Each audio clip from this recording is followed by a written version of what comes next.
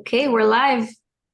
Welcome to Technically Managing, everyone. This is episode 12. I'm Zach Ratelke, I'm Ramu Kami, and we and have our first guest today. Do you want to yeah, introduce her, Ramu? yes. So I can introduce Denise because she's part of my team.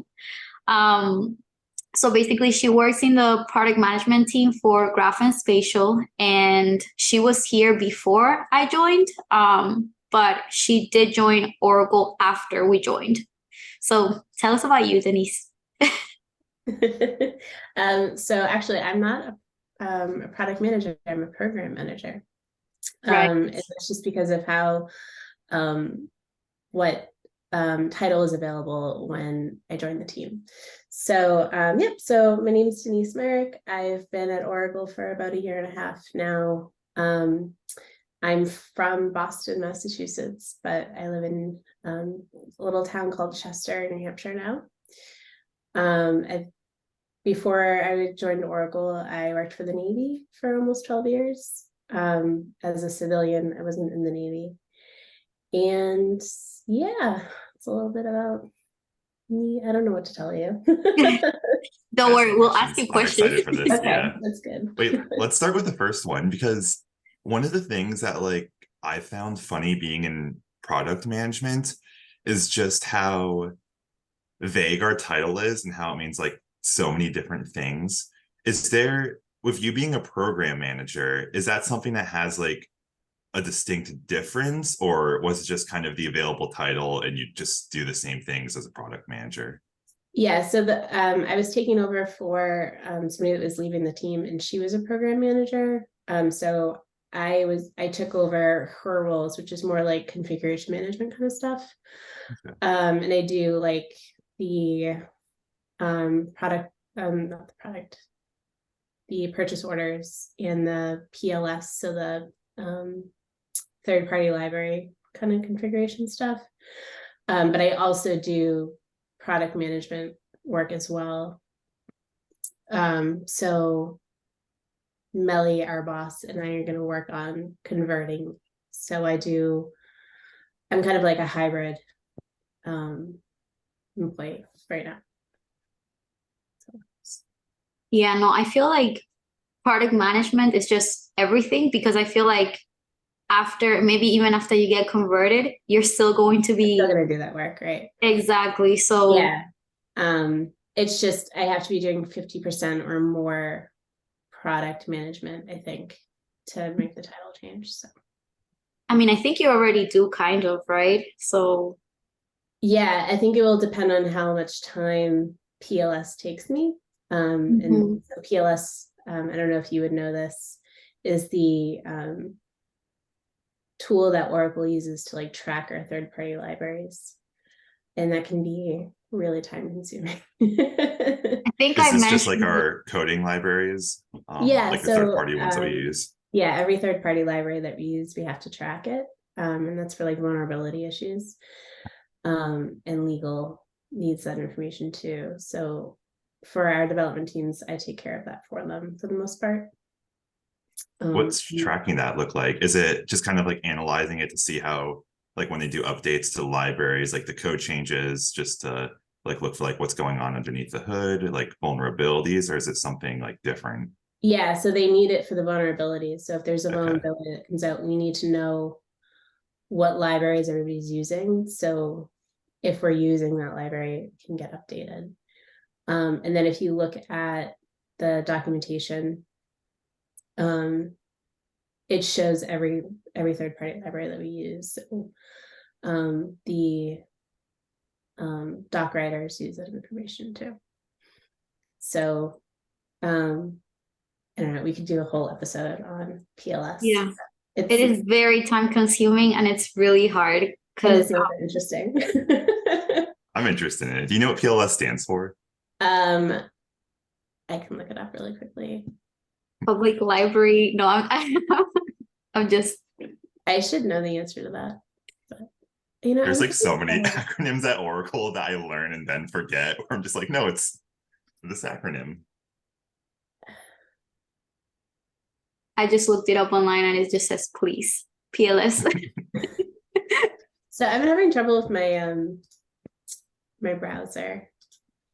It keeps telling me, I don't know what's going on with my computer. Maybe we can like put it in the, you know, Show in the notes. video whenever, Yeah. or the Yeah. Have Megan do a little layover on one of the clips or something. yeah. One of But the things I was curious about is like, I'm not sure if there's something that you run into, Denise, or it's like outside of you and Ramu's team. But when it comes to like developing our software, have you like been privy to kind of what goes into when we decide to build something ourselves versus use like a third party library? Is it just kind of like what's available out there and versus like if it handles our needs?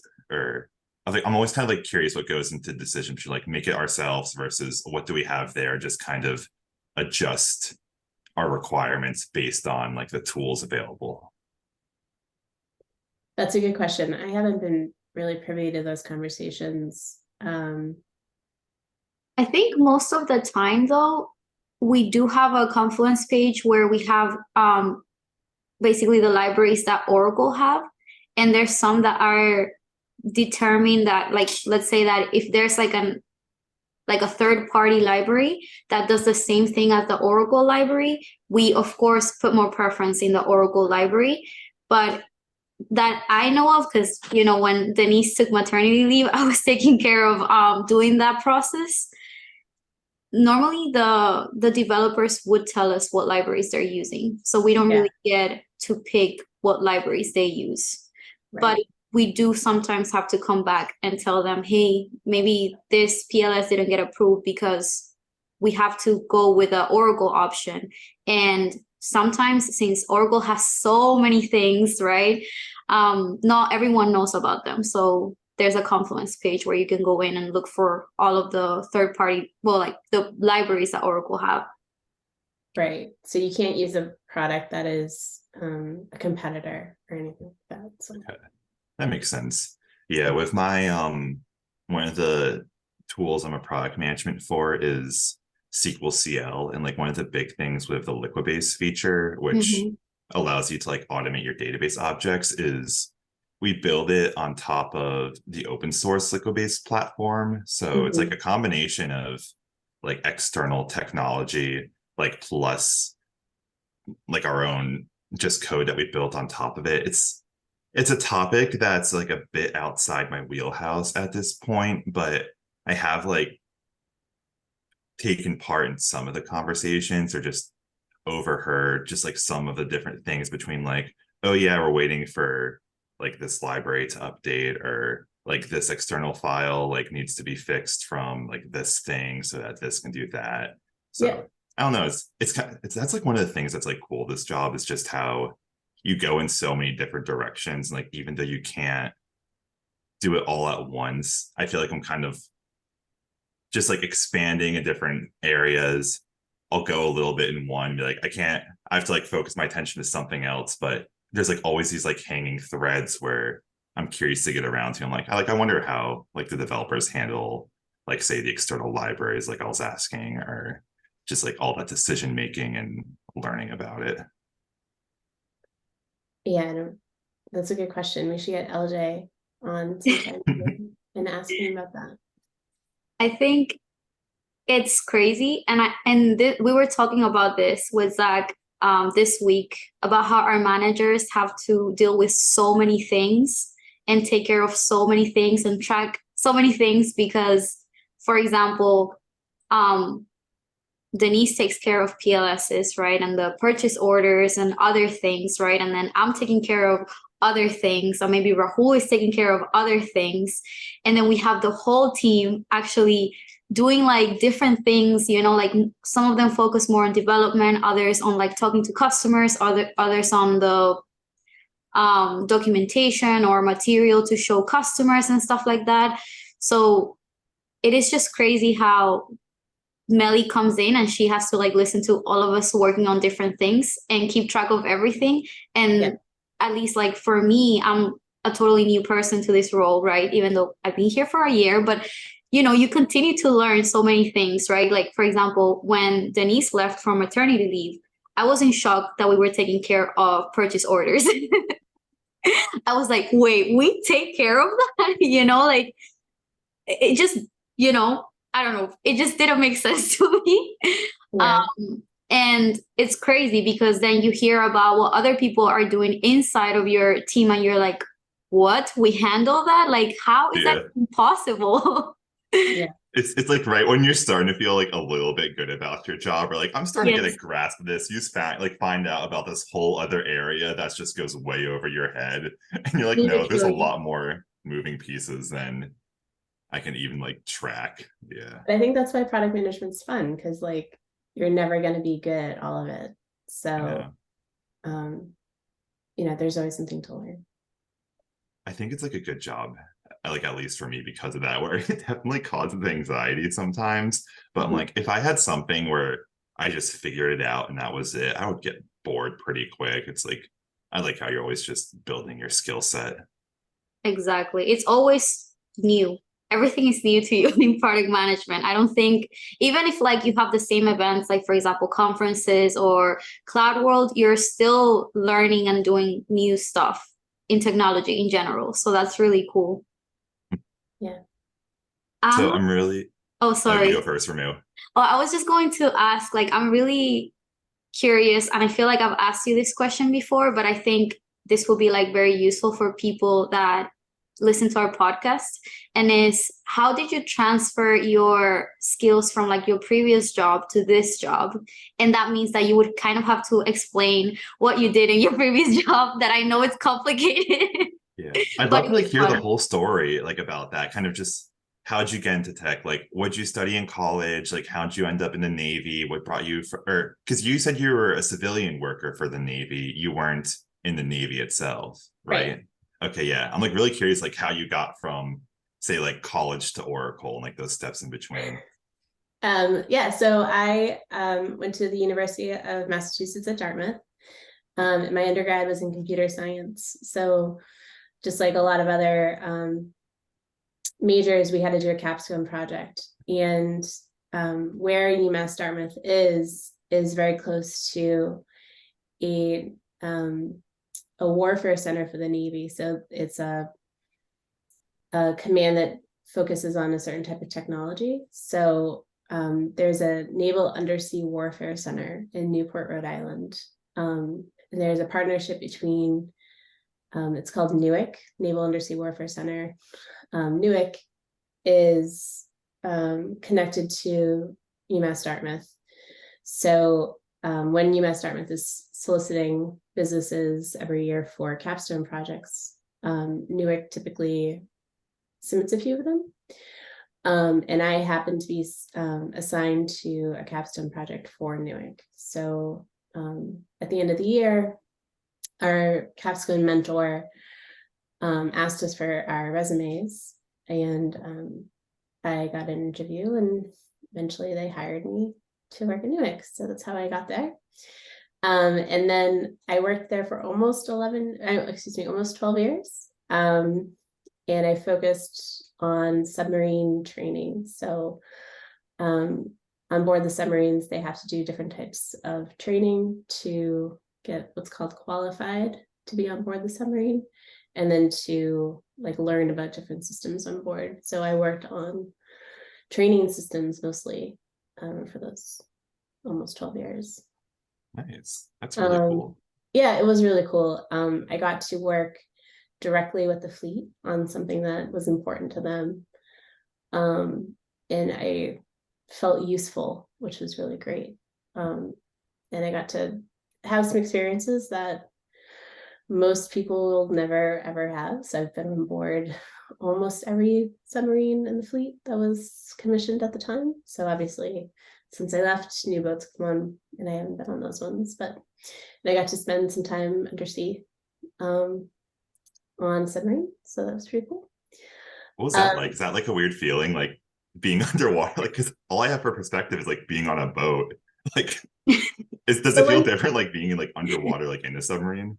I mean, mentally, yeah, because you're like, I'm this many feet underwater, but no, like it's very stable. So once you're underwater, it doesn't really feel like you're moving that much. So and then eventually it just felt like it was time to move on. So I started putting my resume out there, and I didn't get any bites. But then I worked with a coach to work on my resume to bring it from like military speak, because I had a lot of trouble figuring out how to convert what I was doing within military to something that the corporate world would understand. And then the job for Oracle came up, and I submitted it, and our boss Giant reached out to me, and Here we are. yeah. All history from there. Yeah. So how many job applications do you think you submitted before you got Oracle? Not that many, probably like 5. That's really good, actually. Like Yeah, 5 sounds like little.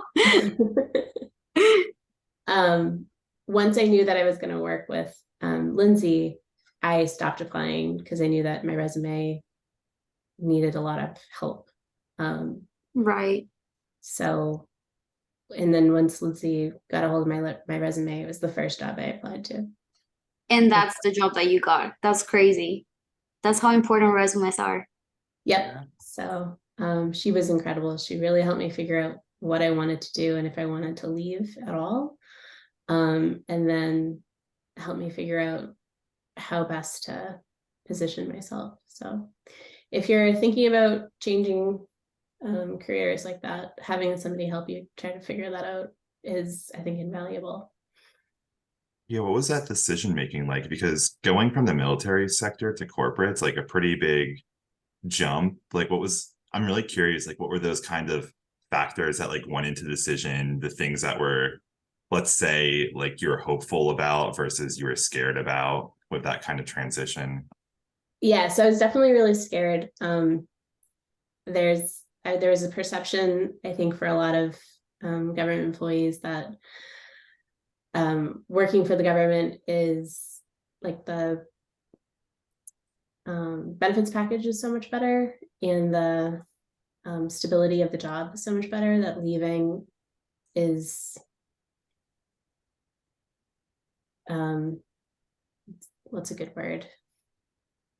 The risk cost benefit really isn't ideal. But I was in a job that I felt like it was time for me to move on from, and I was working on a base that there wasn't really anything else that I wanted to do there, and I wanted to stay in New Hampshire. So I felt like I needed to leave to I just felt like it was time for me to move on. But I mean, I loved my job at Newark until I didn't.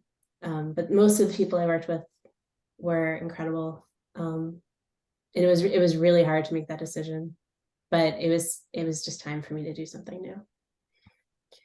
I don't know.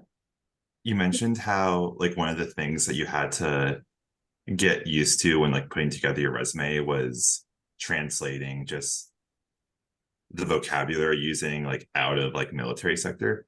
It's interesting because my dad's he was Air Force his entire life. So like growing up, one of the things that I think helped me be a good technical writer is the fact that he came from like that military background. Like he was always, just even if it wasn't like my teacher doing it, he was like taking my school papers, sitting me down, like red line, going through everything, like teaching, like not just like doing it for me, but like showing me like, hey, like here's where you can improve the grammar here. Just teaching me about, I would say, like that style of writing, which is like very like straightforward, direct, to the point, and accurate. So I'm kind of curious, like based off of that switch of, hey, you had to adjust, say, your writing style for corporate, was like, what were some of the, are there any things that come to mind in terms of like skills or areas that coming from that more military sector, even though you were a civilian in it, coming to corporate where it's like, oh, this is a skill set that I learned that's been helpful, that kind of like has me stand out? Or like, and like also on the other side, were there any other things that kind of came to mind of like a bit rough on the adjustment period, just because it is such a different area to be in? Actually, exactly what you're talking about. I think that working on documentation, I think Ramu can attest to this. Yes. I am definitely a stickler for getting the instructions right. So if it's not exactly right, so, you know, something's capitalized, but it shouldn't be, or the wording isn't perfect, that's something that in the military they would like stop work and make you fix it. I worked for nuclear systems, so if your documentation wasn't perfect, they would literally stop working and tell you, like, You want those to be accurate. Yeah. Right. So I think I sometimes irritate my coworkers. No. I worry about that too. When I harass them about getting it exactly right. But that's definitely something that I think has translated well as a product manager, getting that kind of stuff right. We want to make sure we're documenting everything properly. I think the hardest part for me was just having the freedom to say, I'm going to be off for the next hour because I have something I need to deal with, and I'll be back and I'll do my job later. When you work for the government, it's all very like, you work 8 hours, and you have to like track all of that. So having the freedom to say, I got to go pick up my kid, I'll be back, or I have a doctor's appointment, or whatever. I've been struggling a little bit with that kind of thing, but it's definitely a welcome change. With the whole getting used to like having the autonomy to walk away, I would say that's like something that, like, even though I like definitely put in my hours, I always feel guilty and have like a hard time like walking away from everything. And I think Slack makes it so much worse because you're always just worried about like, what if someone needs me, or like, oh, what's this ping I have? Are there any like tips or just things that you told yourself in your mind when you start switching that mindset to just kind of teach you that like, hey, like this is okay, like different environment, different culture, and the job flows a little bit like differently? Yeah. So one thing I did very consciously when I started working for Oracle is I asked for a separate cell phone. So I don't have my like work email on my phone, and doing that like separation has made it a little bit easier for me to like know it's okay that I'm not working right now because I am doing my job.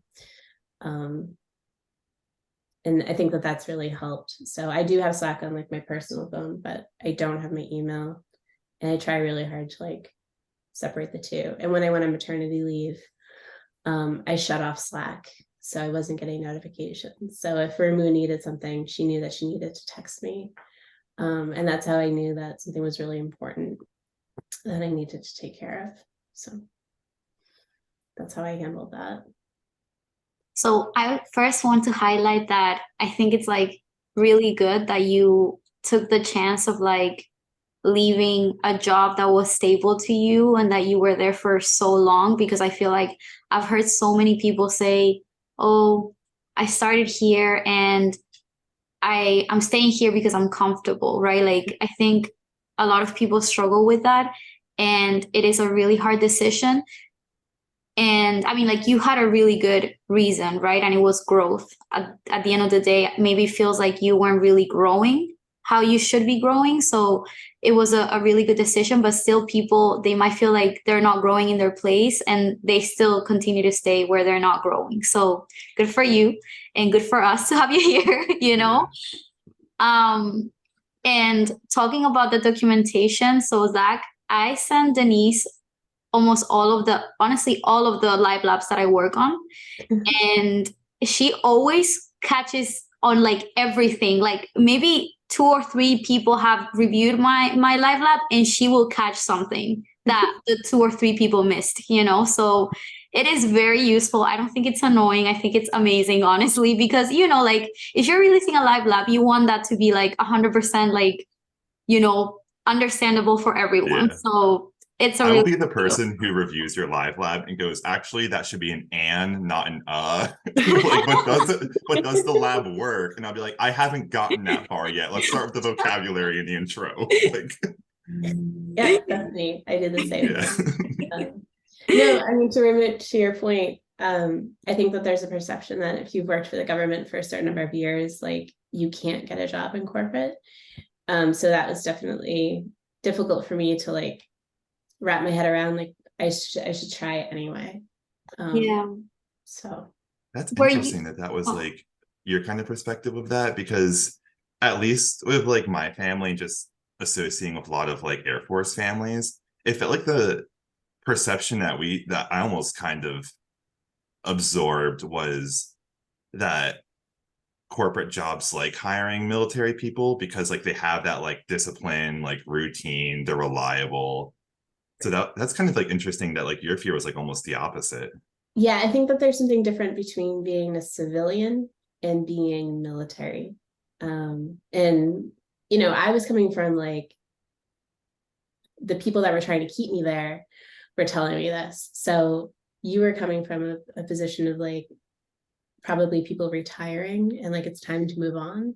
Like Yeah. we were listening to like, no, you have to stay here because X, right? So I think it's just a different perspective. And it's also a bunch of people that have worked for the government for 20 years and don't want to leave, right?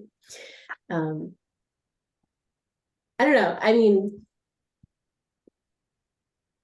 I'm glad I left, but I'm also, it was great for me. There was a lot of growth there. Um, so I don't know. So like for example, if you know those questions where they ask you, "Are you a veteran?" or something like that, would you say yes or no? No, And I'm this is not a just veteran. okay, okay, because you're a civilian, right? So like Right. veterans would be the person that was actually like in the military doing. Right. So my husband's a veteran. He Okay, was in the military. He was enlisted, and I was not. okay, okay, that makes sense. Yeah, Was they that don't have that something? in Spain, so Was sorry. that something that was ever like a question for you once you started like working for the Navy? Was there ever any like pipeline or interest in funneling like the civilian workers into the Navy, or did they like generally kind of keep that separate and didn't really have a motive to say try to like funnel you in like closer? Um, it's a good question. I don't really remember anybody ever transitioning from civilian to military. I don't know how that would work. I'm sure if you were interested in joining the military, there's a program to help you do that. But like we weren't encouraged to enlist or commission. But there were a lot of people that I worked with that were prior military that started working for Newick. So there's a lot of like that way, but not a lot of, not that I'm aware of. A lot of switching from like From military to civilian. civilian sector, but not other way around. Yeah, Yeah. So makes yeah. sense. Would you consider the work you did in the Navy technical, like with technology, or no? Yes. So the team I worked for, we built what's called a learning management system. So it delivered the training system. So you know, like we do the yearly training that we Mhm. just went through. We did parts of our team built those kinds of training, and then there's a system that delivers that. So we built one specifically for the Navy. So I didn't do any of the development. I did like the background, kind of like what we do here. Like I did the testing and I worked with the sponsor to make sure that we're building the product that we wanted. We did the acceptance testing and the delivery and all the documentation, that kind of stuff. But I was part of the development team. So, Okay. So so for my you, work with the military was actually really similar to what we do here. right. So you 100% knew you wanted to go into like a technology role, like after the military, right? Or after the Navy. Yeah, so my undergrad is in computer science, and then I have a Right. master's in software engineering. So staying with technology was kind of, The way to go, basically. yeah, it was kind of a natural fit. With your degree, like versus your role when you first like went into the workforce, how much of a translation would you say that like what you learned from your undergrad and masters like applied to your job? That's Because a really good question. Oh my God. I love yeah, it. I feel like I've heard people go like two different ways, and it seems like it depends on the programs in schools that you were like went to, where some people are like, it's actually like pretty closely aligned, versus others were like, my comp sci degree had like nothing to do being like a programmer when I like went into the workforce, like being a developer at like X company. So I'm always kind of curious what people's experience with that is. So I think my undergrad, I'm sure I used it just like basic like technology information, right? But I wasn't a programmer, so I didn't really do a lot of what I was trained in. But my master's I got while I was working, and it was actually a really great program because I had to take 10 classes, and for the most part I got to like pick what I wanted to take. And I was able to choose classes that were relevant to what was going on at work. So like I was doing a lot of like C stuff. So I took a C programming class. I did some like database stuff. So I took a database class. So that there was like a one-to-one translation to my day-to-day work and what I was doing with my master's. And they actually really encouraged that. Like they wanted us to talk about what's going on at work. For like the blog, the posts and everything like that you do with your master's. So I think my master's was really invaluable to like what I was doing every day. And I saw benefit while I was doing it. If I did my master's before I was working, I probably would say, I'm not sure how much it really helped, but getting my master's while working, I think I got more out of the program than I ever did in my undergrad. Because I got to see every day, I got to like apply it to my real world life. And is that like what went into the decision making for doing your master's? The fact that you had like, hey, I have this opportunity to get it while I work. And also a lot of what I'll be learning will like directly align with what I do. Like, was there any other factors? Like, was it pretty much just like, that's what went to the decision making behind it? So I had coworkers that were in the same program, and the Navy will pay for your master's. So they were really encouraging, like, hey, like, why aren't you doing this? And my husband had just gotten out of the Navy and was getting his undergrad. So it seemed like a really good time because he was in school too. So if I was going to get it, I might as well do it while he's also in class all the time. Did you guys have the same classes at all, or were they different? No, he's a bioengineer. So Okay, so it wasn't like it wasn't aligned or anything. no. But so the timing was really about like, well, he's in school, so I might as well be in school too. But my coworkers just saying like, I get real value out of this, did help me make the decision to start. Was that like, did they give you time while working to go towards your master's, or how difficult was it juggling both a job and having to do that program? Because I know like multiple people who've tried to do their master's while working. Like it's no like easy job. Like that's a pretty difficult thing to be able to do and like come out the other side of, especially in like a technical degree. So I just took one class at a time, and mine was online. So If you're doing an online program and it was like, we didn't have class at a certain time, you did everything like kind of on your own. So because I didn't have a specific class time and everything was online, I didn't get time to do it. So it was kind of hard to like juggle being in class and working and like just managing my day-to-day life. And then like I was traveling a lot, so it made it kind of hard. I do remember we had a professor say, everybody has internet access, so I don't accept the excuse of you're on travel for work or whatever to not do your job. And I actually had to respond to him that I was going to be underway in a submarine for 5 days. So The Wi-Fi's not So great there's there. no internet in there. and he was like, well, that's a first. What's worse, Zach's internet right now or the internet on a submarine? But I mean, I think that was the only time that I ever really struggled with like trying to do my classwork and my job. But you know, there were some times that like I took the afternoon off to like finish a project or something like that. But I don't remember it ever being like untenable. It was just time management.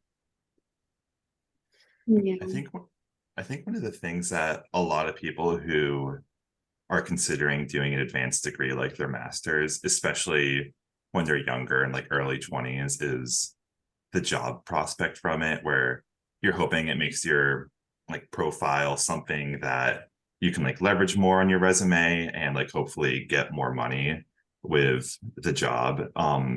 With your experience like switching over to Oracle after leaving that military sector, was your master's degree something that like came up and had, I guess you'd say, like was a valuable like leverage point in terms of getting your package at Oracle? Or like, do you have like any kind of advice on who maybe getting a master's for would be like helpful versus not really applicable? Because I feel like especially these days, like let's just say back when our parents were in the workforce, it seemed like advanced degrees carried like a lot of weight that, at least from what I'm seeing, it doesn't really seem to be the case as much anymore. I'm curious if you have like any perspective on that. Like, It's a really good question. So I don't remember any of the jobs that I applied for requiring a master's. But it did come up during my interview that it was impressive that I had, you know, figured out how to get a master's while working. So it was considered a plus that I had like gone through this program. But I don't know if it was I don't know if it was a deciding factor on me getting the job or not. But I do know that personally and professionally, getting my master's did help me be a better employee and like do my job better. So I think if you have the opportunity to get your master's, especially if else is going to pay for it, there's no downside to it. You know, you're not going to not get a job. You're not going to be passed over for to hurt you. Masters, right? It's never going to hurt you to get more education. It can only help. And if it's offered to you and you have the time and desire, I will always say go get more education. Yeah. I feel like it also shows that you have a lot of time management skills, because for sure that's part of, you know, like working and studying at the same time. It gets hard. Like I personally, so I got my master's as an international student. I can't really work. So like I was a TA, so only 20 hours, and it wasn't terrible, but I cannot imagine myself right now getting a master's and having to do homework after work and having to attend class on, for example, my classes were all on Saturdays because everyone else was working. Everyone was older than me and they had children and work and families. So I just cannot even imagine going through all that process and not feeling tired and just over my life, you know? Yeah. I can't imagine getting my master's now. Yeah, Um, that's like one of the things, like especially like the brain drain of technical work. It's like you can't, it's one thing if you're doing something mindless, you can kind of force your way through, but like once you like tap out, you're like, I'm gonna cause more damage than good if I keep trying to go. Exactly. And I feel like if you're planning on switching industries, I mean, Zach, you are a special case because you were able to switch without, like going through any, like you did your courses and stuff, but I feel like for me, it was easier to go the master route and change from, my international affairs focus to more technological focus. Because, well, first of all, I didn't think I was going to be able to do that. Like, I don't know. I just wasn't sure if I wanted to get into technology, right? So I was able to look and try things to see if I really liked it or not. And second, I just wouldn't even have thought of applying to Oracle if I didn't go through for this degree. So yeah. it's just, it depends, right? Like, I think if you're planning on switching industries and you don't have any experience on that, then you should go for a master's sometimes. Because in my experience, the master's was more hands-on and I felt like it was easier to learn compared to my undergrad, even though I didn't have a technical undergrad. Oh, that's interesting. It's weird, yes. I thought my master's was significantly more valuable. Yeah. I think I learned more. I think you're older too. Yeah. And I don't know. I really loved getting my master's. I think it's a great opportunity. And Zach, if you don't have one, you should look into getting one if you have the desire. Yeah, keep it in the back of my mind. No, that's one of those things that's interesting though, is I've heard people say before that before getting an advanced degree, it's helpful a lot of the times to like work for a little bit first. So you appreciate and get more out of it. And like that's one of the things that I've like highlighted on this podcast before, where one of the cool things about like being an adult and like working in the real world is it feels like what you do makes more of an impact. So when you're learning new things, you're more able to directly apply it to your experience and like the goals that you're aiming for, which I don't know, like it makes it interesting. And I could like definitely see how, like Denise, of you saying that it was like more impactful for you, kind of a bit of that like behind, like mindset behind it kind of thing, I guess. Well, I think, there's always that like meme of like the little kid being like, when are we ever going to use this? And when Yep. you're already working, it's so easy to be like, no, I'll use this tomorrow. Yeah. Like, this is important to me today. As opposed to like when you're in your undergrad and it's like all abstract, like there's value tomorrow, like there's value added every time in class. And I think that's just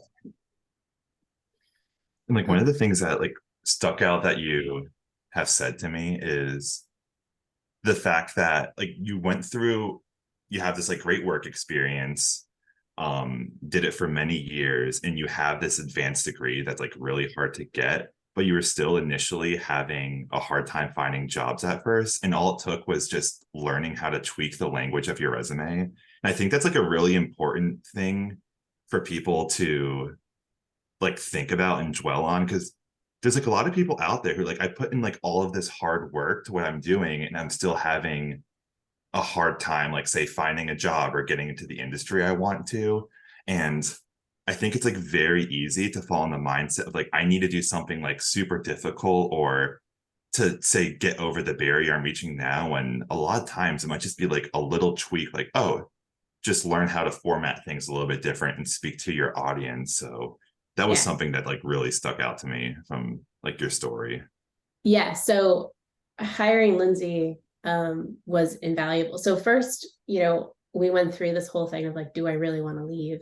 And then the decision was yes. And then it was, okay, well, I have this resume and I don't know what I'm doing wrong with it. Also, I've never worked corporate before, so I don't know how to write a resume for somebody that isn't in the government. And just having somebody to tell me I'm great while you're going through this whole like process that is, I think, naturally you're questioning yourself, was really helpful. So she would, like, I would tell her what I do for a living, and then she would like say it back to me in a really positive way. And her doing that really helped me be like, no, I can go get a job at a company like Oracle. I am great. So I think if you're looking for a new job, having that like cheerleader for you is she's, I don't know, it was really helpful for me. Yeah. So, Wow, it's like a psychological process too, right? Because yeah, every time you read like a job opening or something, you might be like, oh, I'm not sure if I have this, or do I really have this, or I do this, but maybe not the exact same way as they're asking me to do it. I don't know, you know? so one thing that's really fascinating is women will apply for positions that they fit like 80 or 90% of the objectives, and men will apply for like if they hit like 50%. And I think I think that's a really interesting difference between men and women. And I had to like remind myself that a lot when I was applying for jobs. Like, I didn't hit all the things that Oracle was looking for, but that's okay. I'm competent and capable, and I can learn. Exactly. Honestly, okay, so Zach and I were talking about how this podcast sometimes is like therapy to us, you know? And a lot of the things that I've learned to be more of like I guess like the men mentality of like, just ask, just apply, just do this, comes from like talking to Zach and being like, oh no, yeah, I gave this a try, you know, or I asked for this or whatever. And it's like, it's just nice to hear other people doing that and kind of asking yourself, okay, so why can't I try to, do it too, right? Like sometimes you need to get other people's perspective too. Yeah. Yeah, having friends, especially work friends, who can like hype you up like that's super important. Because like it's funny because when Ramu will come to me with that, for me, it's like, yeah, it's like the stuff where I've already decided. I'm like, no, I can see like a straight line of sight. I can go for this. But that's like something that internally I've always struggled with. And a lot of the reason why I feel like I'm able to say reach for higher branches comes, I would say, like in recent memory, two places come to mind at first. The first one was switching from finance to tech with no tech background, because like after that it was almost like all of these guardrails that I thought was on life, where it was like I just like thought of the world in terms of the school thing, where it's like you choose your degree and you go in lockstep and you have the certain years of experience, and once you choose a path, it's like you stay on the path because you finally have your job and stability. So doing something so off the rails like that kind of like woke me up to like, whoa, like we're all just kind of figuring this out as we go. Yeah. And as long as you have a plan that makes sense, like go for those risks. I think the second part was being on St. Gita's team when I first moved over to solution engineering was a huge confidence boost with me, where I feel like I'm almost kind of like bipolar in the sense where I'm either like really confident in myself or I am beating myself up so much and like think that I just have no self-esteem. So Sankita was like really good at just reminding me in those like moments of self-doubt, especially when I'll say reaching for something that was more difficult, to just like remind me of like, hey, like just kind of like be that cheerleader as a manager, and just that like you do great work, like go for it, like I have your back. And I don't know, it's like I think that's like something that I especially take a lot of value from in managers, but I think we all could, like we all like benefit from that too. It's like having a manager who just can serve as like that hype person for you and just remind you of like what you do. It goes a long way. And just coming from when I was like younger, let's say high school age, I was very, let's just say, like logical and literal, and I still am. So I was like very skeptical about a lot of, say, like the mindset mentality. Like for me, it was like always just do the work, etc.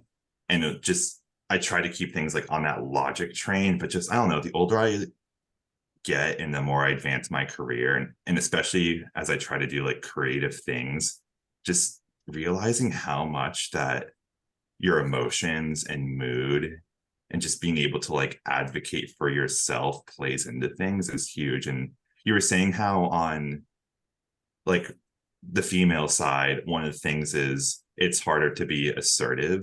I would say on the guy side, something that I'm curious if other people feel is I think we have a harder time being able to just take stock of our emotions and like why we're like feeling a certain way. And that's like your body's way of kind of giving you hints to your situation, like what you're like dealing with. So like just like for my example with this story, just this like insecurity and doubt when I went and do something, a lot of the times I'll just like try to push that down further and it just makes things worse. But meanwhile, it's like, hey, like when I was like working for Sangeeta, just be like, Sangeeta, like I need a pep talk, or she could just like notice it on my face and just the way I was behaving too. It's interesting how you have to address those things. Otherwise, it makes it worse, even if it's like, say, not those kinds of things that people talk about. Because when people think about their job, they think like, oh, like, did I complete the project? Like, how are my KPIs doing? Were we able to like hit this deadline? How does my team think about me? But we don't really look at that kind of, hey, like, how are my like internal dials and just different like stats and gauges going at like where I'm at right now? Yeah. It is interesting how like, you know, we have these like women men statistics. It is.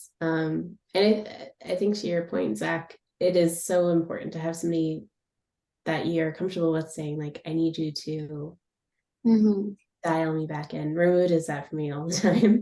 Oh yeah. I have my therapy sessions with Denise too.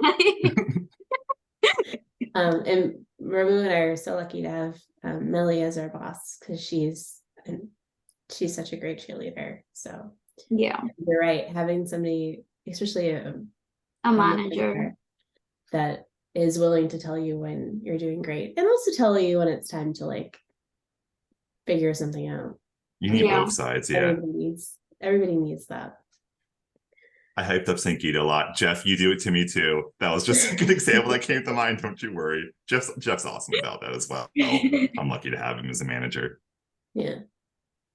So I'm super curious of how your interview with Oracle was, because I feel like maybe Zach and I had different experiences because we were already inside of Oracle. I wonder how people are with people outside, of Oracle.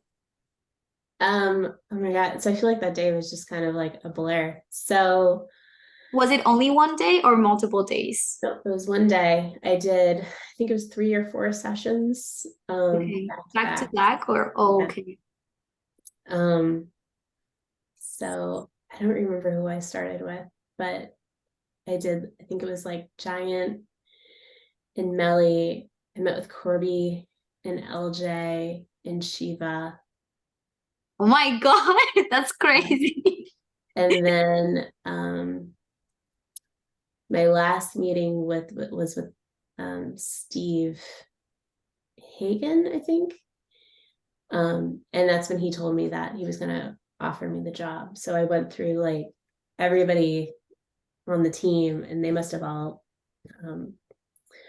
said yes. And then Steve Hagen said that I would be getting an offer. Okay, that's wild. So you found out the same day as your interviews. Yeah. Like so during the last interview, technically. I also want to say that you basically interviewed with everyone high up, like very high up. Yeah. Because I interviewed with like Hans, Ryota, Jean, Melly, David. Yeah, I don't remember if I think maybe David was there. I don't remember. It was a lot of people. It was a long day. Wow. So for example, Shiva right now, he is Giant's boss, right? So it's like Melly, Giant, and then Shiva. That is pretty up there, right? But at the time, Shiva was like, I think he was like LJ's level. So he was like a development manager. So he wasn't super higher up at the time. And, I didn't have any perspective of anybody's position. So it was just like, these are just people that I was interviewing with. And I didn't understand the hierarchy. But one of the things with working for the military is like, I talk to admirals who are like the highest level. So that didn't really bother me too much. It was a really long day. I remember, I think I took a nap after. So like, do you remember like kind of what type of questions they asked you? Were they nice? Yeah, was it more like behavioral, technical? Was It was there both. So there was questions like, what would you do in this situation? What's your time management skills look like? What do you know about third-party libraries, which should have tipped me off. And like vulnerabilities and like patches and that kind of thing. So it was a plethora of questions about technical skills that they were looking for somebody on the team. So I think we talked a lot about Scrum. And then also, I think, are you a good fit? So yeah, it was definitely it kind of like ran the gamut. So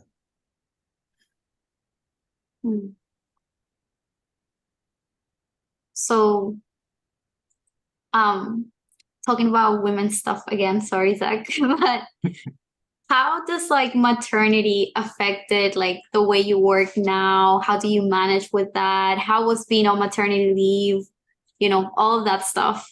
I'm really curious about that too, like that whole just like working parent vibe. I want to have little ones one day. I need to take notes. Right. Start taking notes, Zach.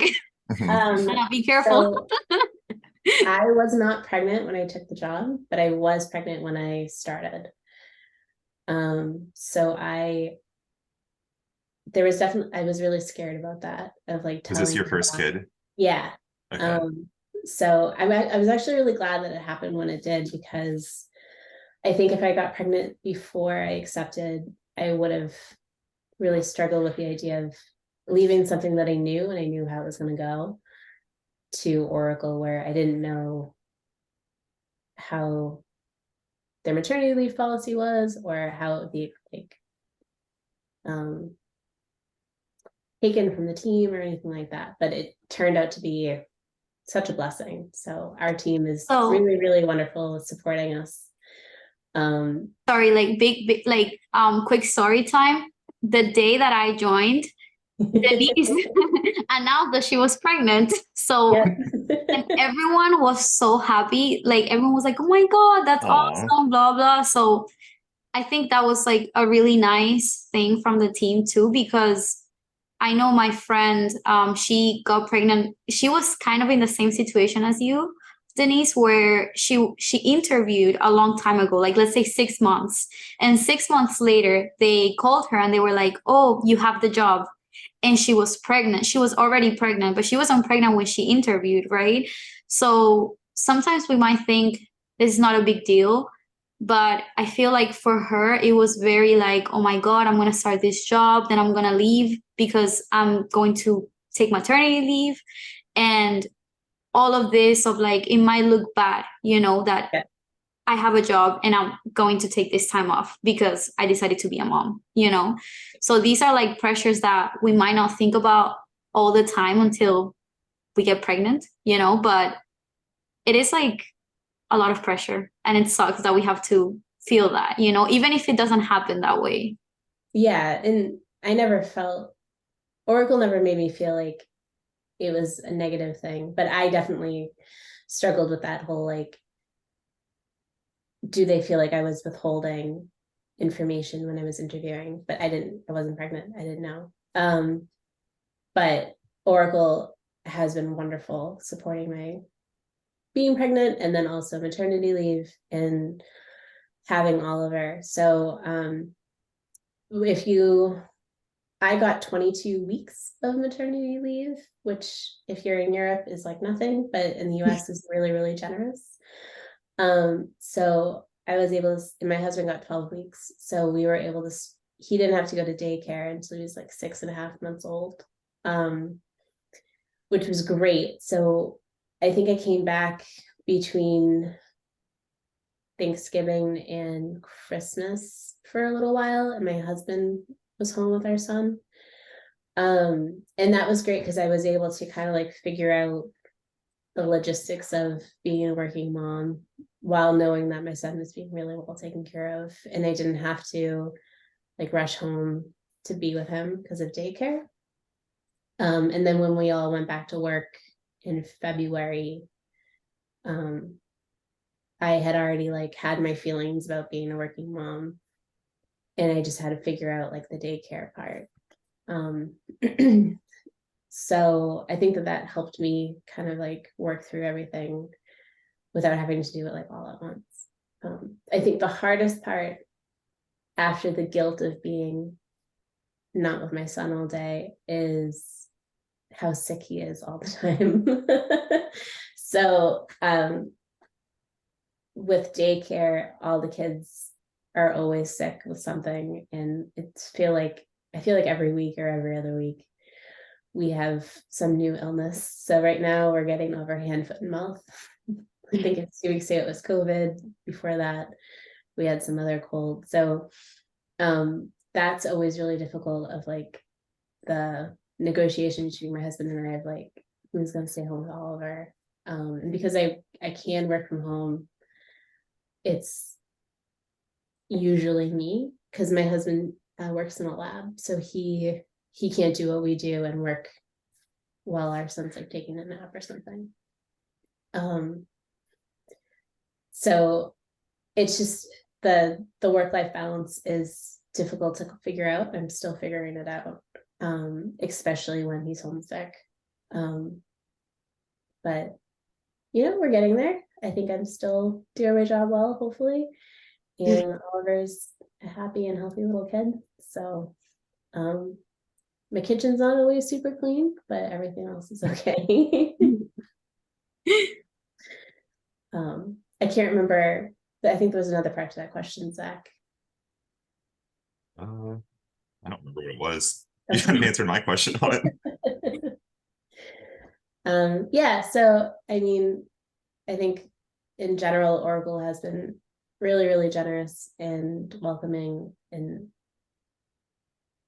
I don't know, it's been better than what I could hope for to work for our team and support wise of being a working mom. But that doesn't mean it's easy. Do you know if men also get 22 weeks? They don't. So it's the way Oracle does it is if you had a natural childbirth, you get 6 weeks to recover from that. And if you had a C-section, you get 8 weeks. And then you get 14 weeks of parental leave. So for the first 8 weeks, because I ended up having a C-section, I was actually recovering from surgery. And then I was on parental leave after that. So men get the 14 weeks, or partners, the partner that didn't deliver the baby, get 14 weeks. That's awesome. Yeah. So it's a pretty good system. So how do you deal with like time management? I think this is like the question that I would ask every product manager. This podcast just revolves around Ramu and I having like come to Jesus moments about our time management. We're just like, I thought we were doing good. Where'd all my time go? So I struggle with that every single day. So I know that you guys use OneNote a lot. I can't use OneNote because I have a Mac, and I'm a little jealous of that. So I have like a little notebook at my desk that I write in most days. It tells me like what my top 10 things I want to do that day are. And then lots of days I transfer those over to the next day of what I'm going to do. And I don't really know how I do it. So, yeah, so every morning before I start my day, I like try to like write down everything that I need to get done and prioritize the list. And then Melly, during our one-on-ones on Friday, I kind of like go through like, okay, this is what I think my tasks, my priorities are. Do you agree with that? And we adjust if necessary. And that's kind of like how I handle like, this is where I think that I'm supposed to be working on. Do you agree with me, or should I be working on something different? And sometimes she reminds me of something that is a little bit more important that I should work on. And then from like just focusing, I found that I can't have my cell phone at my desk. It has to be somewhere else. So it sits in a different room that I can hear it in case I get a phone call. But it can't be at my desk, or cell phones are, I don't know, I find them to be too distracting. They're rough. So Always trying to figure figure that out. But yeah, so Of I'm like sorry. I like that method of having your phone somewhere else, because I do feel like that's a really big problem in my life. Yeah. So when I worked for the Navy, I often couldn't have my phone. So I never learned how to like just ignore it, or I need to learn how to just ignore it. So instead it just needs to not be there. But it has to be near me in case daycare calls and says that my kid is sick. But it can't be like, it's right next to me right now, and it shouldn't be. So it will go back into my bedroom after this. So I think that's my biggest tip is if you find yourself on your phone a lot, just move it and have it out of reach. So Do you have any rules for yourself for like Slack and email where like do you keep them both just open and respond to stuff as like they come, or do you try to like say check it in the morning and then just like close out of it for a while? So I don't get a lot of emails that I have to respond to. So I check my email first thing in the morning, and then typically around lunch. And Slack, I almost always have open because it's the way that we communicate mostly. And then if there's something that I'm trying to do that I have to focus on, I'll shut off my notifications. But it's pretty rare that I'm in a situation where I can't have Slack open. Like if we're doing like a presentation or something, I'll shut it off, obviously. But I usually have it open unless I'm like in the zone and I don't want to like lose my focus. Because I don't know about you guys, but sometimes I'll get a Slack message and then 15 minutes goes by and I like lost my mojo All the time. That's my issue. I'm like constantly trying to balance between trying to like get into deep work modes versus also like with Slack, it's how everyone communicates. So it's like I need to respond to people, but also it's like once you start getting those pings, I'm just like I can't focus anymore. I've like lost my train of thought. Yeah. So I know some people use like the Pomodoro method where like, have you guys heard about this? You told me about it, right? It's like a timer thing. Yeah. So you work for 25 minutes and then you have like a 5-minute break, and you do that. I think it's like 4 times, and then you get like a half-hour break. So you could do something like that where like you shut off Slack for 25 minutes and then you take your 5-minute break and you check Slack and you go back to work. Some people say that that's really helpful for them. I find that I'm always looking at the clock if I'm doing that method. But you could do something like that, right? Like where nothing's going to go wrong if you don't check Slack for 25 minutes, right? So you could always just have it shut off while you're in that mode and then check it later. Right? Like we're not doing something that's life or death. And if your boss says it's okay to be out of pocket for, an accepted amount of time, because that's always my concern, right? Like if I'm not responding, then do people think that like I'm not working? That's always the fear in the back of my mind. I'm like, it's like always an irrational fear, like 95% of the time, but I feel like it's something that's just so relatable, is just you having that access to people and like the little green light where like I never look at anyone else's green light and goes like, ooh, someone's slacking, but I always think everyone's doing it to me. That's like the joke of it all. Yeah, I mean, I don't think I've ever looked at Ramu's and been like, oh, she's not working right now. Um, Writes her down. Yeah. Melly.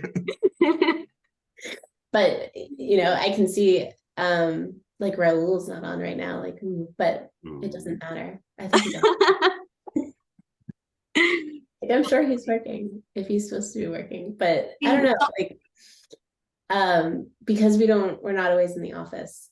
I don't know about you guys, but I often like worry about like if I'm not responsive all the time during like working hours, somebody's gonna assume that I'm not doing my job.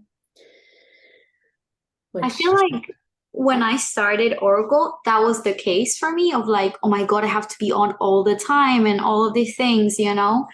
I think that now is a little, so I might see a notification, but I will still be editing my video or writing whatever I have to write or trying to finish what I have to finish, even though after I'm done with that sentence, I'll go to Slack and then I'll see that I have to look for something or someone asked me for something and I have to go to Confluence and I will do it right away because if not, I'll forget, you know? And then my train of thought of writing my vlog or testing this or whatever will leave yep, my brain, you know? And then I'm like, oh, what was I doing? And then I have like 20 tabs open. So I'm trying to figure out where I was, you know? And I feel like at some point it's okay for you not to answer, even if you're on and working, you know, yeah, or Yeah. it's okay for you to take a walk. Like I walk my dog because he has to be walked, you know, and I walk for myself too, right? Like I want to be outside, I want to look around, and it's a beautiful day, and I want to just take a walk without being stressed about my Slack making a noise or something. So I'll leave my phone at home, you know. yeah. So it's okay. It's just, it is a transition, right? To like start getting used to that and thinking that way. Yes. I think finding the like remind me feature in Slack was actually really helpful. Yes.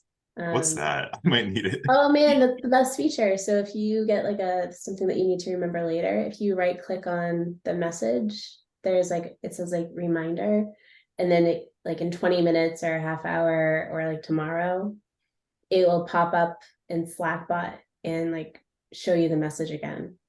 Okay, I'll definitely start using that because my trap is I'll get the little notification thing. I'll be like, "Ooh, who messaged me?" And then like I'll click on it, be like, "Oh, this is actually something that'll take time to solve." But if I don't do it now because I've already clicked the message, I'll completely forget about it. And so I'm like, now I'm just doing it now. Yep. So Yeah. that's really helpful, especially if it's something that like somebody messages you at the end of the day and I'm not going to work on that until tomorrow. I think Mm. at like 9 a.m. it tells me, it like reminds me of all the things. That's the best feature in Slack. I've been experimenting this week. I don't think Ramu would like this idea because I'm a morning person. She isn't. I've been waking up early where I'll start like working at like 5:30 or 6 before people just start to bother you. So I can like Mhm. knock out my deep work. And then in like the late afternoon, I'll like still have like Slack open and stuff. So if anyone needs me, I can just like quickly respond. But I'll just be like doing my like chores around the apartment and stuff because like I've already like gotten my work done. I'm having pretty good results with that so far. I might try to keep doing it because especially just like getting those wins done beginning of the day where it's like getting your deep work out. So if you just need to like respond to someone, that's like a little like, oh, attention here, attention there. But I don't know, especially with me, I just feel like my brain is kind of like a battery that just like decreases over the day where it doesn't matter how much like I do in the morning. It's like if I get to the afternoon, it's like harder for me to like get in that deep work focus, especially if I've been like pulled in a bunch of different directions. Yeah,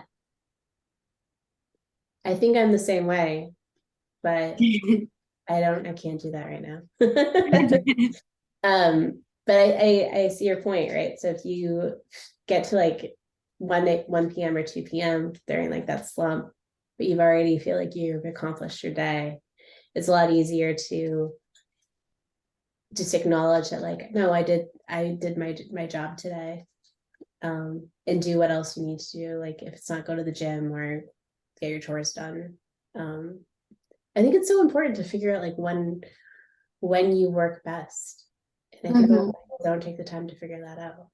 That's what I love about remote work is the fact that we have that freedom to do it. Because just in my experience, like working in an office, kind of like we were talking about that whole like, oh, if your Slack notification isn't on, what are people going to think of me?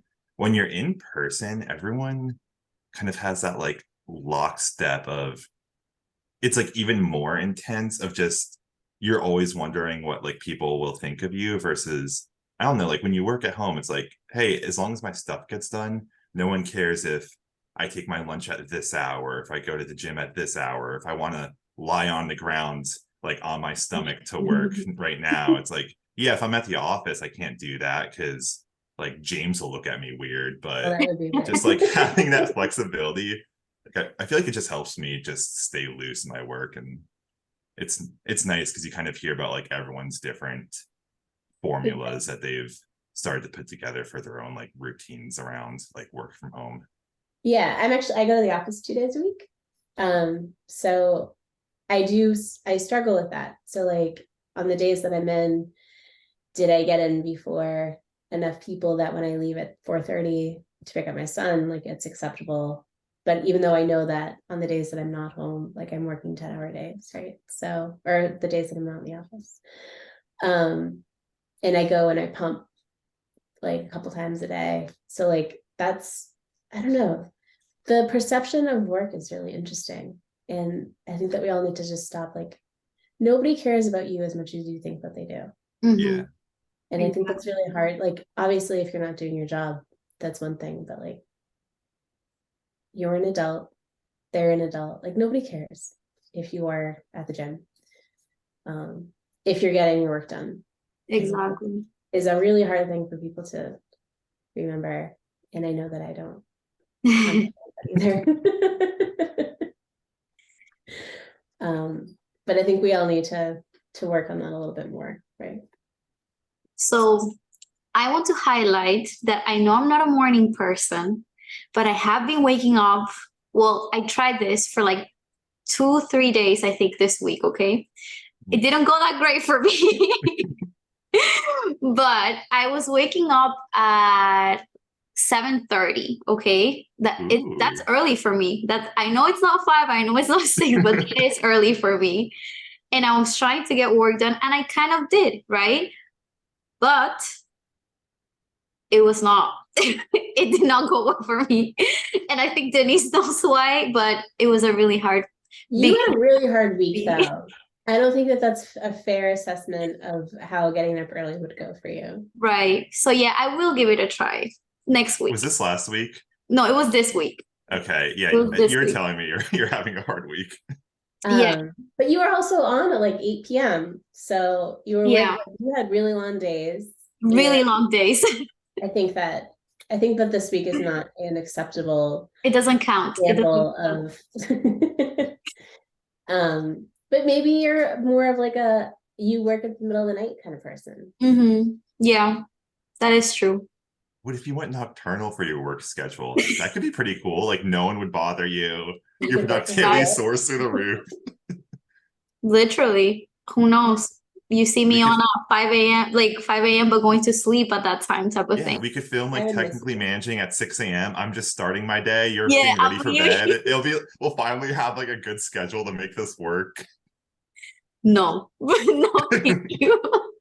I would miss you, Ramu, if you did that. Yeah, it is true, right? There's like night owl people that get inspired at night, and you are just a morning person, Zach. And I wish I was, I wish I was. I do find that sometimes, like, if I'm really into something and I come back to it at like 9 p.m., I get a lot more done because nobody else is on, and like right, it's something I'm really focusing on. But in general, I'm not doing that unless Oliver has been sick all week and I have to get my work done. Like another funny thing that also happens to Denise and to me is that, for example, for me, my dog at around 6:30, he will be bringing me toys, making the squeaky noise with his toys, pulling me from the chair. Like I'll be like rolling, because he's like a morning person. No, he's an afternoon 6 to person. 8. Yeah, Yeah. he's an afternoon person. Oh, this is 6:30 p.m., not Yeah, a.m. PM, Oh. yes. And then like sometimes I'll be in calls with Denise and I will hear her dog being like whining. Aw. He's taking a nap right now, but at like 3 p.m. she'll, like, after my meeting with Melly, she'll start yelling at me to go throw her ball. But my husband's home today, so So he can throw the ball. he can throw the ball.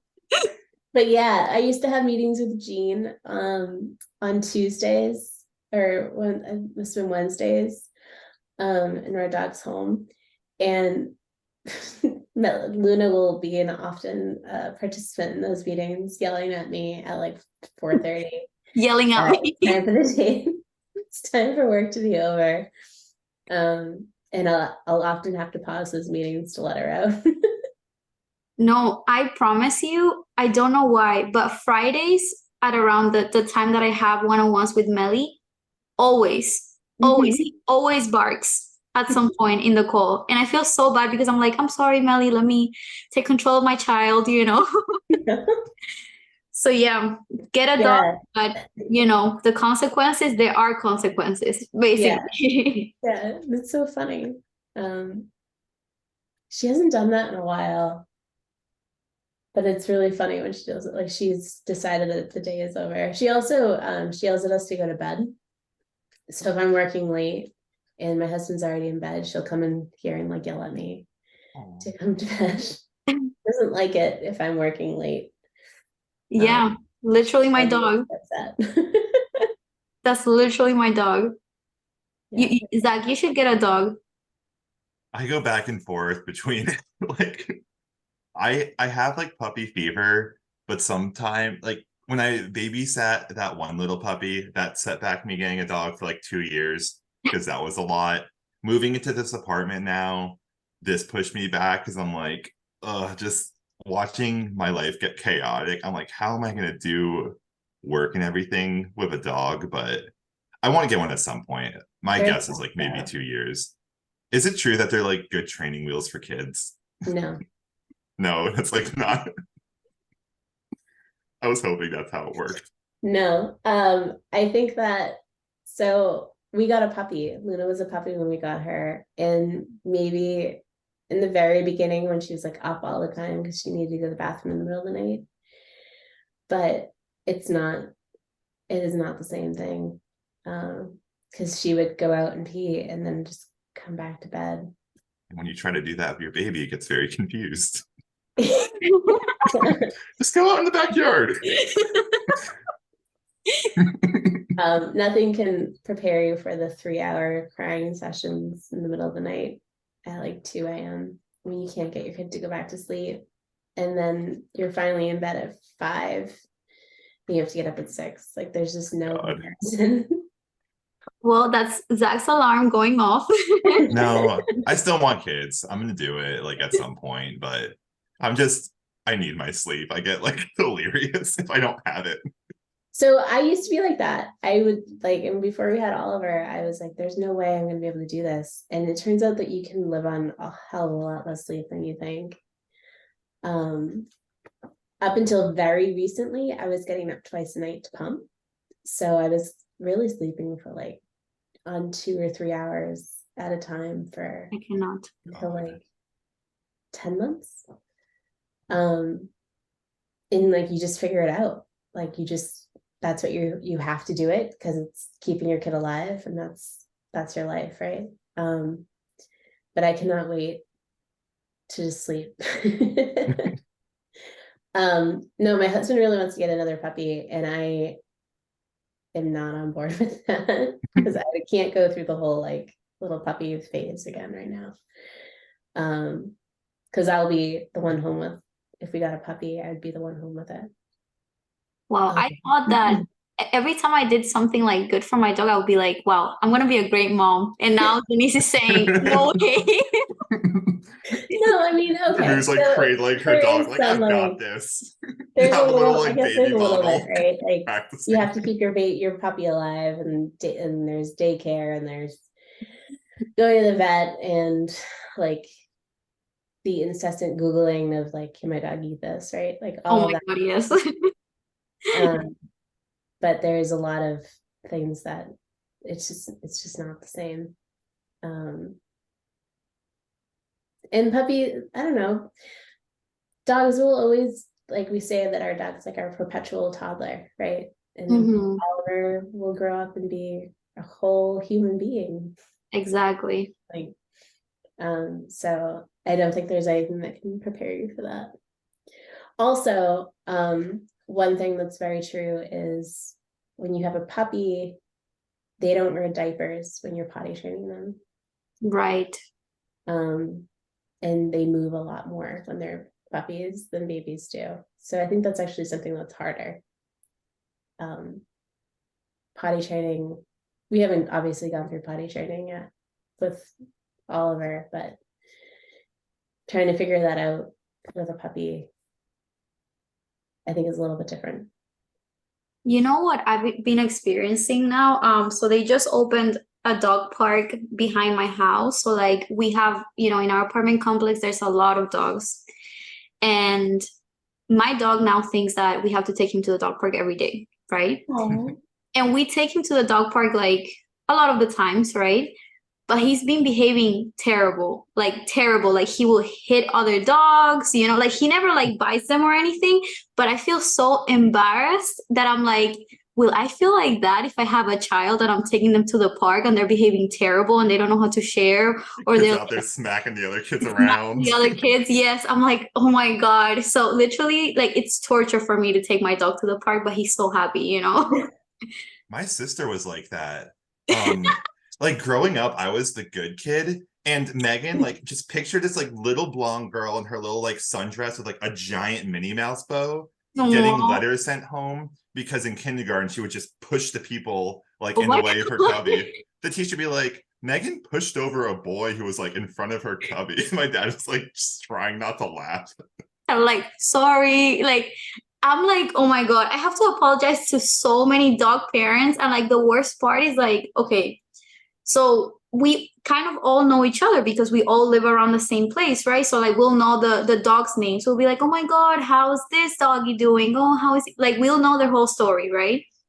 And I know that they have this little community where like they'll have a dog like in the blacklist. You know what I mean? Like there's like two Dalmatians that when they see them, they're like, I don't want to play with them. Like, I don't want my dog to play with them. Like, so I'm like stressed out because like my boyfriend and I were like, we don't want Leo to get in that blacklist, so we're trying to like control him, but we're like all tense behind Leo every time he's at the park, like walking behind him, like, please be good, Have you done training with him yet? So like we've done training, and honestly, like he behaves amazing when he's home. Like he is like he's always sleeping, well, except when he like barks at people because nobody can walk in front of our door apparently, that's his territory too, I guess. But he behaves amazing, and it depends on what dogs. Like some dogs just drive him crazy and he has to do all this crazy stuff and hit them and everything. And other dogs, he's like the friendliest dog. So I just don't know. And when he's at the dog park, he thinks he's like a dog by himself. Like he doesn't have parents. Like he doesn't listen to us. He doesn't have a name. He's like wild. I don't get it, honestly. You're cramping my style, mom and dad. Literally, I he's like embarrassed of us. Sometimes he goes to other owners to like okay, so our dog, he has like an attitude, so he doesn't like he likes being petted, but like not a lot, like it's like, okay, at some point he's like, okay, you can stop now, so but he goes to other people to pet him while we're at the dog park. So we're like, hello, like he doesn't even look at us. We don't know each other. We don't live together, so it's pretty insulting, to be honest. But Are we sure this isn't training for kids? That's what I'm saying. That's what I'm saying. No, I mean, I think there's definitely some. So Oliver's been stealing other kids' bottles at daycare. And also, like, I guess sometimes he really likes to just play by himself, and like other like kids like come to play with him, and he's not in the mood. He like cries and screams like the teachers. So, yeah, I mean, the embarrassment is, I think, constant, but there's nothing I can do about that. Right. That's how I feel about my dog. Not even one. And I'm not there. So I don't know. You just At kind of, least you're not there. yeah, you deal with it. So yeah, Right. I've Oh, seen yeah. it is good training. I've seen like Leo punch a puppy and the puppy cried.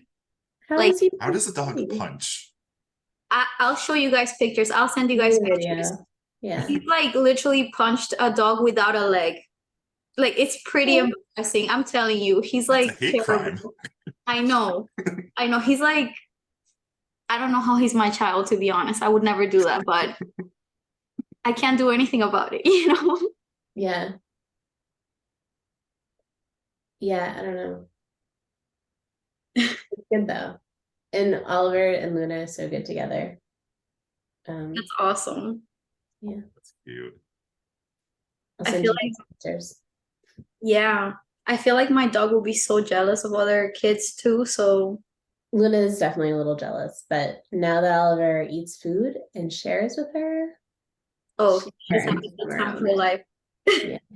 Building a I nice little gave bond Oliver there. a cracker the other day, and he was trying to feed Luna the cracker, and she would try to bite it, and then he would bite it. Oh, Watching this interaction, like, this is really disgusting, but it's also really important for their he knows how to share. relationship. So I'm just gonna let it happen, even though I'm really grossed out by it. So funny. Yeah. I don't know. I think you just kind of have to go with it. You have to go with it with your puppy. You have to go with it with your kid. As long as nobody's getting hurt, right? Exactly. So when are you getting the puppy, Zach? Because you've been pushing it.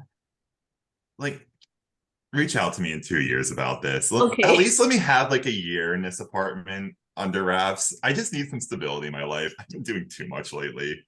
How's We're life starting going? to get close. We have the couches in. I'm working on the podcast studio. The couch looks great for that, so I'm really excited about that.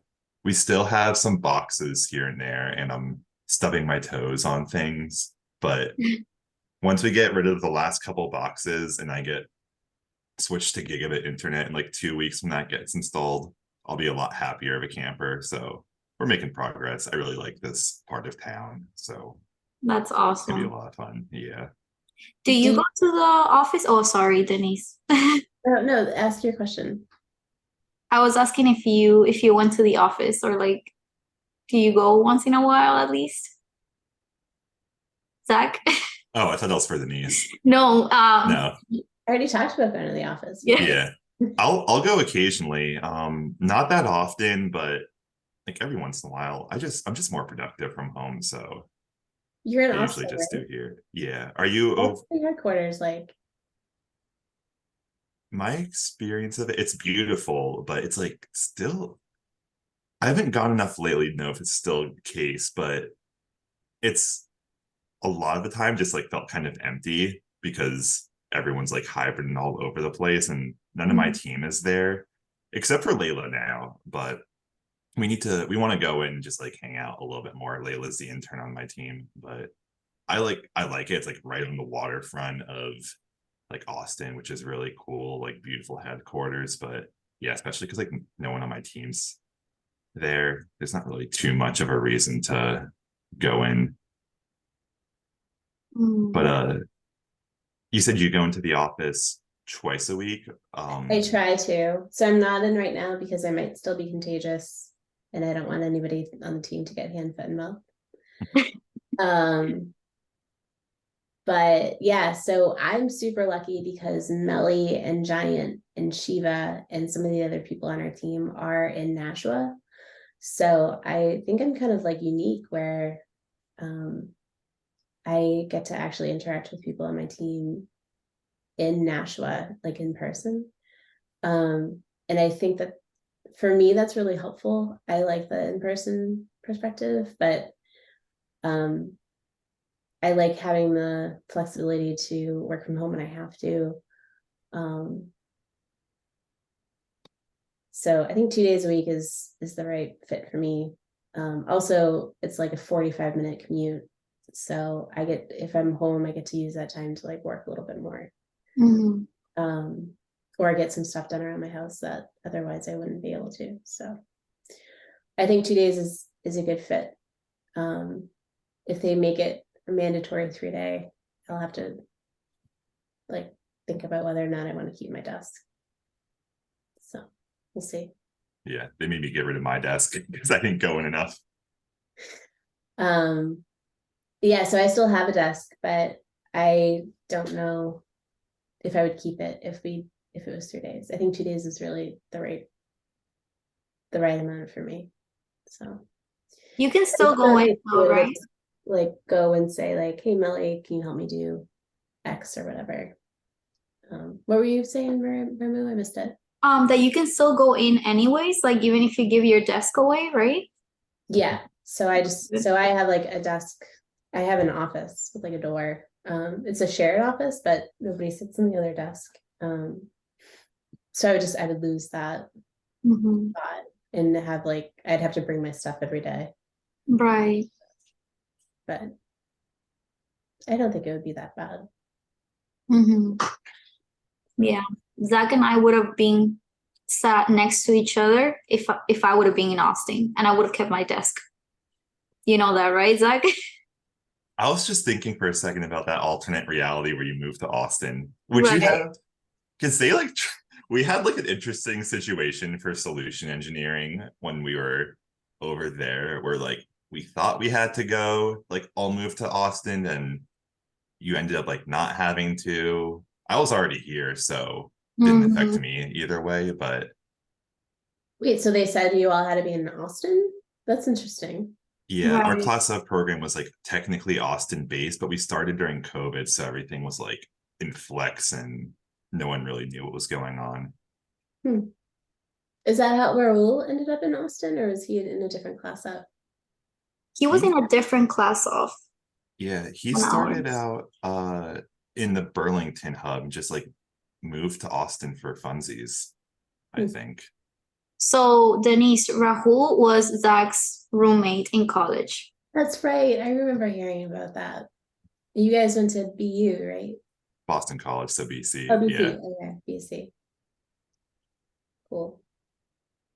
Yeah, life would have been so different if I would have had to move to Austin. I'm curious how you'd like it.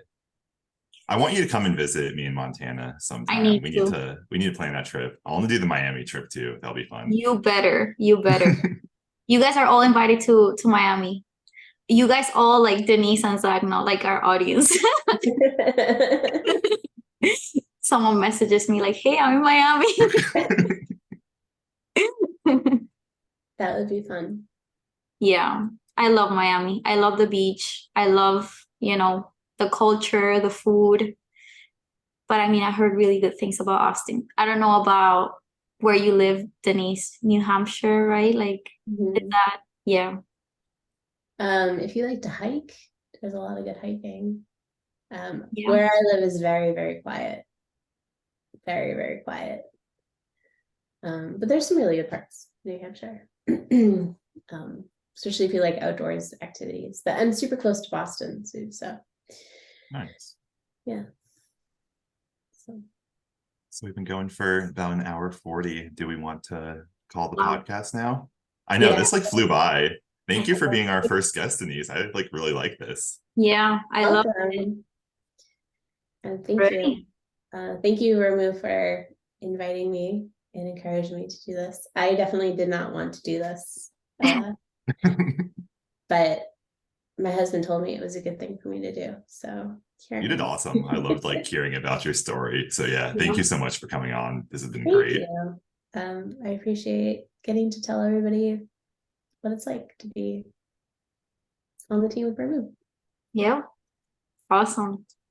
That's technically managing episode 12, everyone. Thanks for listening. See you in 2 weeks. Thank you, everyone. Bye.